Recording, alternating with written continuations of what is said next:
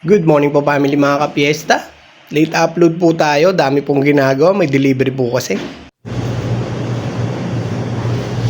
Good morning po family mga kapiesta, mga ka-followers. Duty na naman po tayo, kaya araw-araw fiesta na naman po. Quezon City Drug Treatment and Rehabilitation Center.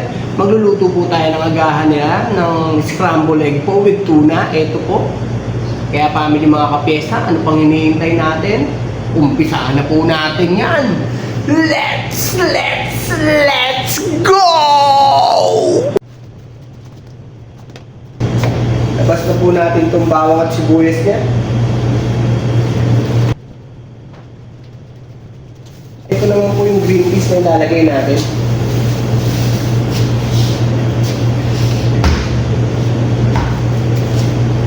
At ito na nga po, bubuksan na nga po natin itong malalaking lutuan natin.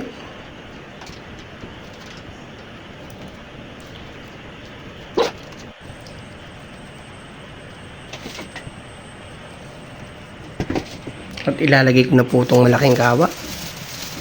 Hugasan po natin itong green peas na ilalagay po natin sa tuna egg po. Ito nga po, i-scramble egg na po ako. Kailangan po magaling ka po magbasag ng itlog at magbate.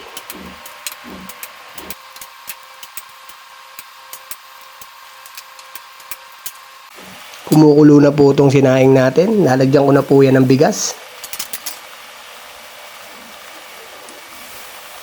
Ito po. Hindi rin po basta-basta ang pagsasaing ng ganito kararami. Pag di ka po marunong, mahihilaw po. At ituloy na po natin itong pagbabasag ng itlog kasi puno na po yung kabilang tray natin. Dami kasi ng itlog.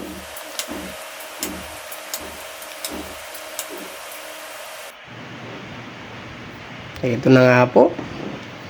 Natapos na po tayong magbasag ng itlog. Ngayon naman po, kailangan magaling ka magbate ng itlog. Kaya mga kapiesta, magsanay na po kayong magbate ng itlog.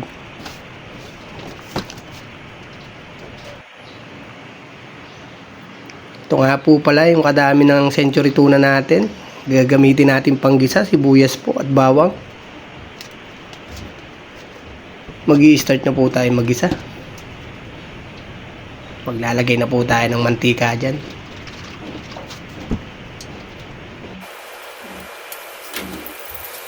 Gisa po tayong bawang, sibuyas.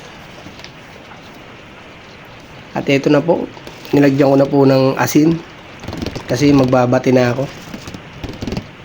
Diba? Ang bilis ko magbate. Yun, ganun lang ako magbate. Okay, kasama ko na sa gisa yung green peas na yan. At ito na po yung tuna na igigisa natin. Igigisa ko po yan ng saglit bago ko po ilagay yung itlog. Pero ibang iba po ito yung lutong bahay ha. Siyempre marami kasi ito kaya hindi basta-basta. Akala nyo madali lang. Nilagyan ko po yan ng tomato paste kasi ayan po ang gamit ko pag wala akong kamatis. Tomato paste po. Ito na nga po. Ilalagay ko na po itong binati nating itlog. Ito pa po. At kailangan po magaling ka magmekos-mekos. Yan po, sagana po sa halo yan. Hindi pwedeng iwanan. Kasi po masusunog po yan. Yan, mekos lang po. Hanggang matuyuan. Ito na nga po, lalagyan ko po yan ng kahit pa paanong vegetable po. Para healthy ang family. Okay na to!